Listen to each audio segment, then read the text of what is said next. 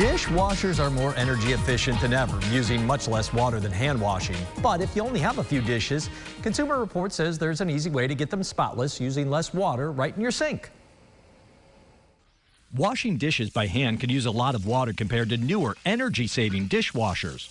The dishwashers in CR's test use about 4 to 6 gallons of water to clean a full load. If you hand wash dishes with the water running, you can use around 22 gallons. As an adult, I've come to appreciate the cleaning wonders of my dishwasher.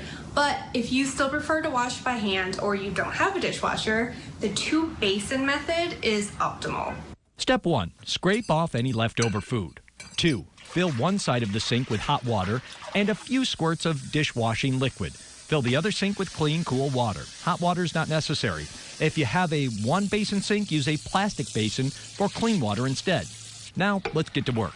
Start with the least dirty dishes and work up to heavily soiled pots and pans. If necessary, let them soak. Then scrub clean with a sponge.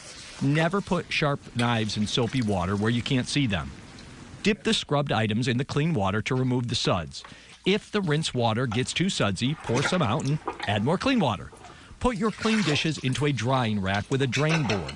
They need space for air to circulate and dry them. To avoid spots, dry glassware and metal items with a lint-free towel. Some other helpful hand washing tools: a bottle brush to get your drinking bottles really clean. These little brushes are great for reusable straws. Plain sponges are all you need for regular dishes, while a scrubber will take care of caked-on food. And dishwasher soap can give you dishpan hands, so always wear a pair of rubber gloves. Wet sponges are a breeding ground for bacteria, so CR says to sanitize, put them wet in the microwave for 2 minutes.